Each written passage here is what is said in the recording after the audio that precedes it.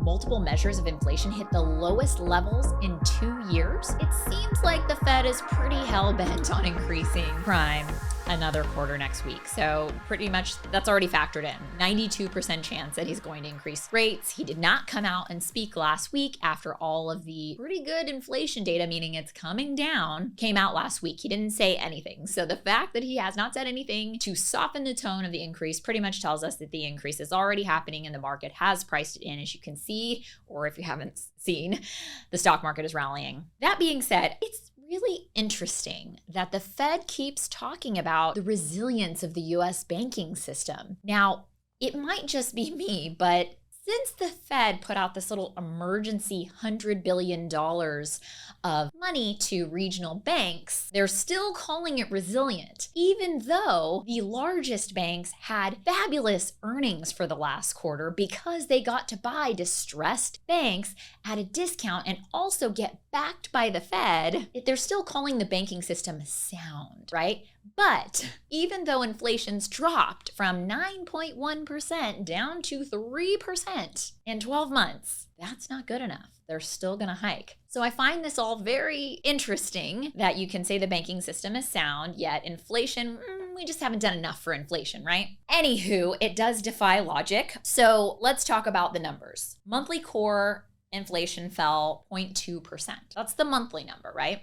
But if we look at the annualized 3-month average, it's 4%. Still a really good number. A year ago, the monthly core inflation was 0.6%. So we've gone from 0.6 to 0.2. And then the 3-month average annualized a year ago was 6.8%. We're now down at 4. So this is a really positive number. CPI, again, it's down to 3% from 9.1%. PPI is negative. It's down from its peak of double digits. PCE is down a little bit, but it's more stubborn. And then super core inflation basically just removes the shelter component. So we all know that shelter rents have gone down across the country. Doesn't seem like they've gone down that much in San Diego, but across the country, shelter costs have come down. So they take that number out of the super core inflation because it does take a while for that all to show up in the numbers. And if you look at super core inflation, that's at 4%. Other than that, in terms of financial news, there's really not much going on this week at all. Next week, there's a little bit more news coming out. There is this senior loan officer questionnaire that's coming out about, how is banking? How is it getting loans done? What is volume looking like? Access to credit, all that kind of good stuff. I'm assuming that it's going to be down, down, down because we all live in the real world and we are feeling it real time that banks are pulling back on lending because they need more deposits and they need to get ready for the new regulations that are going to come out of this whole mess with the regional banks. So anyways, a lot of banks are getting prepared for that, not to mention this looming commercial loan default issue that they see coming on the horizon in the next year to 2 years. So anywho, like I said, still a 92% chance. Basically, rates are going up a quarter. Prime is going up a quarter next week. That is definitely happening. But I do expect that after this hike, that the Fed is going to start softening the tone for future hikes. Why? Because all of the information is showing inflation is coming down. We're doing a really great job, even in the midst of a very resilient labor force, right? So even though wages are going up and there's still jobs out there to report and all this great stuff in the job market, which is pretty unusual given the times that we're in, aka an inverted 2-year versus 10-year treasury. It's been inverted for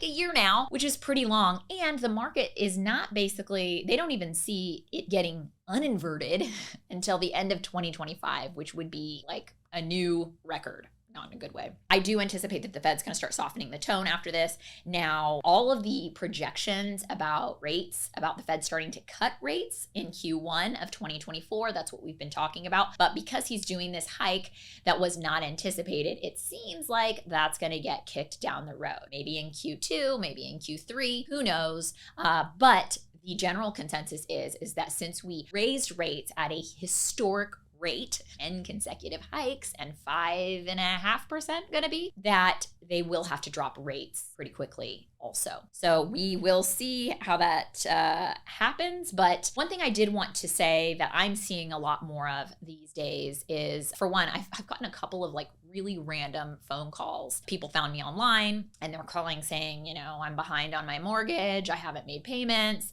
Now, let me tell you, loan mods are back. lenders are doing loan mods. So if somebody owns a home or a 2 to 4 unit, let's say, because those are the calls I'm getting, even though I do commercial, the first lender, if you have a regular bank, they're doing a loan mod for you. But when the people, that homeowner or borrower, went out and got a private money loan to try to get ahead, and that private money loan's coming due, and God forbid they're not making the payment on that hard money loan either, that lender is going to foreclose. Okay, so I do anticipate that we're going to see an uptick in some loan modifications or foreclosures happening across the country. People are finally starting to feel it. In fact, savings is very, very low. I believe we're at like 5% savings from a very high number. I don't have the exact data. I can go through that next week. But basically, people are depleting their savings. Credit card balances are going up dramatically. And the average interest rate on a credit card is 20%.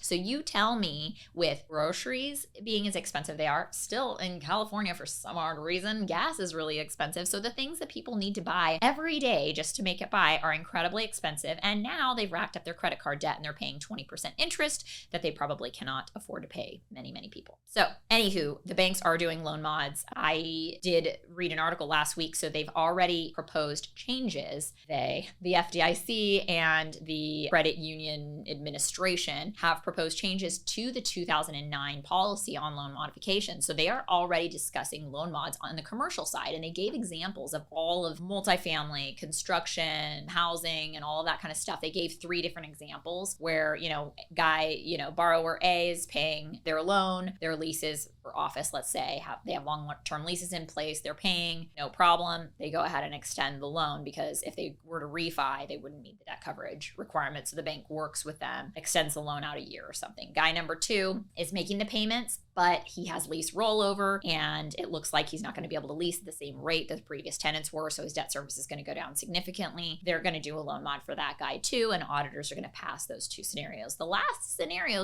number 3, is where the borrower has not made all of the payments. They have needed help in previous months with their payments. The property is not debt servicing very well. And they're kind of like in trouble territory. In this particular case, the bank is proposing that lenders are able to extend it out 12 months and also give them interest only to give them a chance to catch up and kind of turn the ship around. So auditors don't pass that, but it gets watched, right? It gets put on this watch list. So they are already talking about scenarios in which they're going to do loan mods and have it passed by the auditors. So this tells me that they see coming on the horizon a lot of loans coming due where people cannot pay the debt. So they are going to work with people on this. That being said, it's definitely going to cause some issues in the commercial real estate space, just depending on the sector. For example, multifamily is still pretty strong, so I don't anticipate a ton of price drops there. Fortunately, even though cap rates are still pretty low compared to where you can get financing at